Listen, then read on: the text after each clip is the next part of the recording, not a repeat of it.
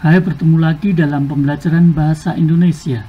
Dalam video kali ini kita akan belajar mengidentifikasi teks prosedur, pengertian, tujuan, ciri, dan macam-macam teks prosedur bersama Anton Data.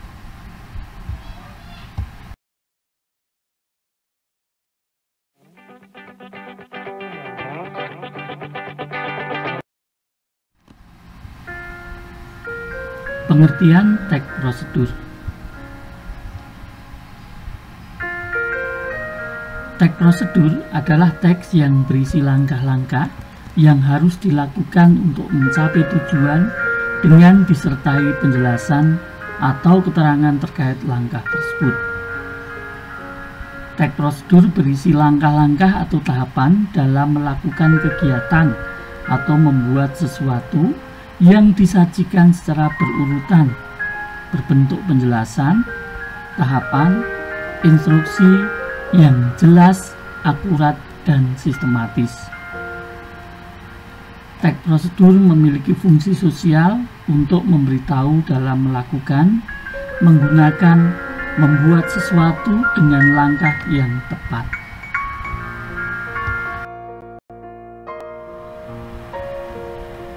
Tujuan teks prosedur.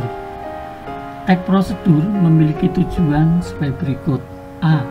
Menunjukkan atau menjelaskan cara mengerjakan sesuatu secara urut dan benar. B.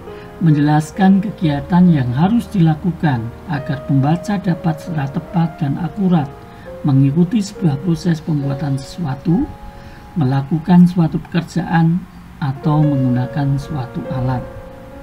C. Menunjukkan bagaimana membuat atau melakukan sesuatu dengan tepat agar mendapatkan hasil akhir sesuai dengan yang diinginkan.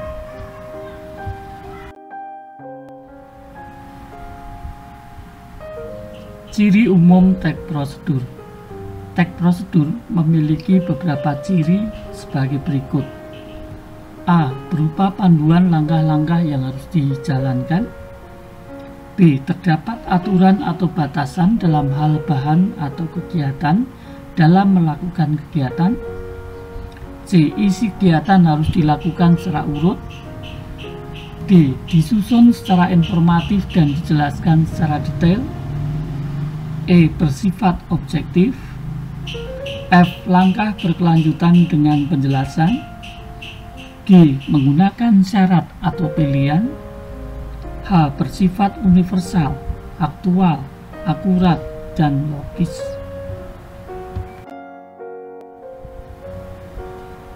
Macam-macam teks prosedur. Teks prosedur dapat dibedakan berdasarkan dua hal. Yang pertama, berdasarkan kompleksitas teks.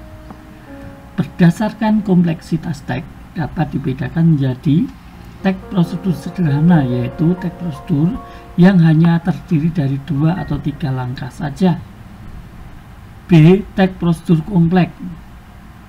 Teks prosedur yang memiliki banyak langkah, tiap langkah ada sub langkahnya. Dan C. Teks prosedur protokol. Teks prosedur yang langkahnya tidak terlalu ketat dan mudah dipahami.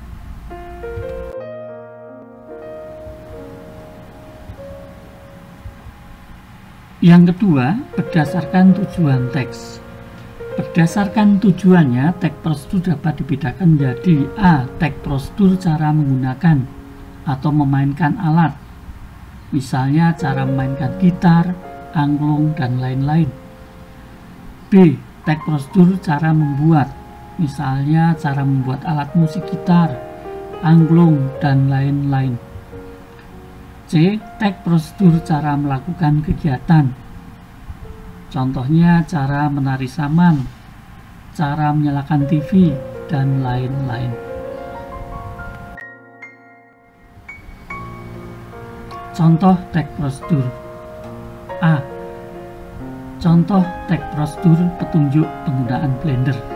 Nah, untuk menggunakan blender ada beberapa langkah yang harus kita perhatikan. 1. Pasang kabel ke dalam stop kontak. 2. Masukkan bahan yang ingin di blender ke dalam wadah blender. 3. Letakkan wadah blender di kaki blender. 4. Hidupkan blender dengan menekan tombol sesuai kecepatan yang diinginkan. 5. Setelah bahan telah halus sesuai keinginan, matikan blender.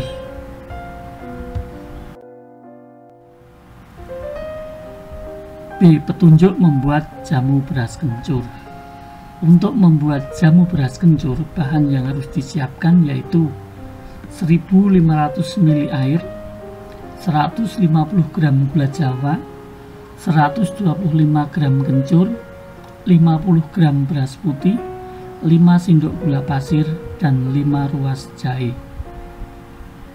Sedangkan langkah-langkah yang harus dilakukan untuk membuat jamu beras kencur yaitu 1. Cucilah beras sampai bersih, kemudian rendamlah dalam air selama 1 jam. Setelah itu tiriskan. 2.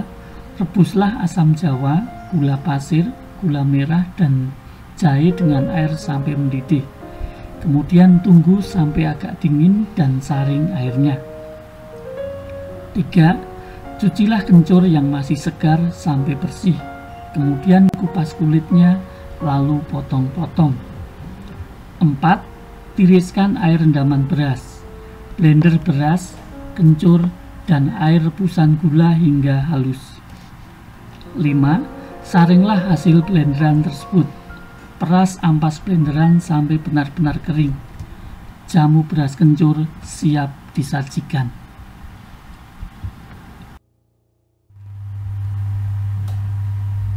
Nah, kalian telah memahami pengertian, tujuan, ciri, dan macam-macam teks prosedur.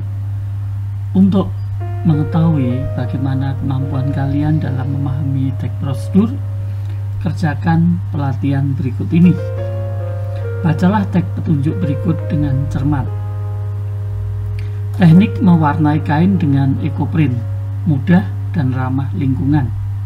Alat dan bahan yang dibutuhkan: kain dengan serat alami seperti katun, sutera atau kanvas, daun-daunan atau bunga, air cuka, palu, campuran air tawas, pipa peralon, tali, dan panci untuk mengukus.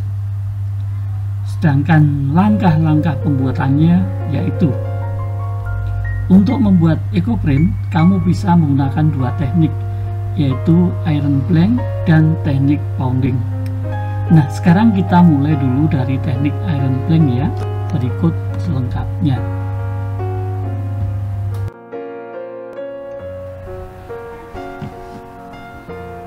Langkah yang pertama, rendam kain dengan air tawas selama kurang lebih 10 menit agar berwarna nantinya lebih awet. Kedua, rendam daun di dalam larutan cuka agar tanin atau zat warna daun keluar dengan maksimal. 3. Benangkan kain yang sudah direndam di atas meja dan tempelkan daun-daunan sesuai dengan selera. Posisi tulang daun di bawah. Keempat, gulung dengan pipa peralon. Kelima, ikat dengan tali. Langkah keenam, kukus selama 2 jam. Dan ketujuh, angkat dan bentangkan di meja. Ambil daun-daunan secara perlahan. 8. Jemur kain ekoprint kamu. Voila, kini kain ekoprint kamu sudah jadi dan siap dijahit menjadi aneka kerajinan seperti baju, tas, dompet, scarf, dan lain-lain.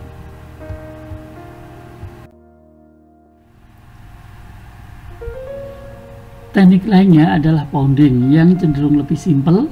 Langkah-langkahnya sebagai berikut. 1. Bentangkan kain di atas meja.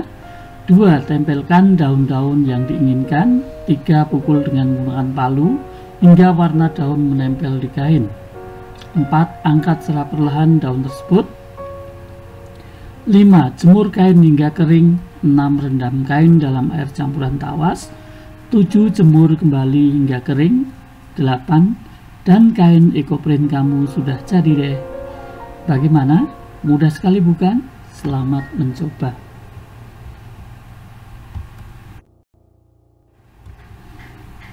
Nah, setelah membaca teks prosedur tersebut, selanjutnya buatlah 5 buah pertanyaan yang menanyakan isi teks tersebut dengan menggunakan kata tanya: apa, siapa, mengapa, bagaimana, berapa, dan lain-lainnya.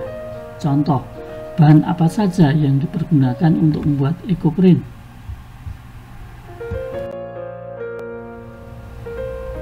Berilah tanda centang pada kolom ya bila pernyataan sesuai dengan teks dan tanda centang pada kolom tidak bila pernyataan tidak sesuai dengan teks.